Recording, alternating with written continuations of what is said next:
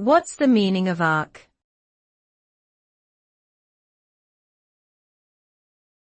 Arc.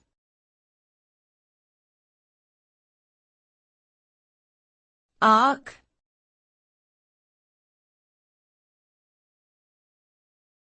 Arc.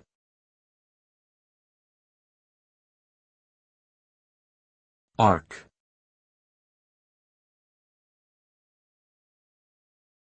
The term arc can refer to a number of different things, depending on the context in which it is used.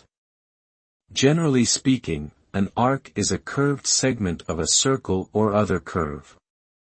In geometry and mathematics, an arc is often used to describe the portion of a circle that is defined by two endpoints and the points along the circumference between them. In physics, an arc can refer to a discharge of electricity or a curved path taken by a moving object. The specific meaning of the word will depend on the context in which it is used.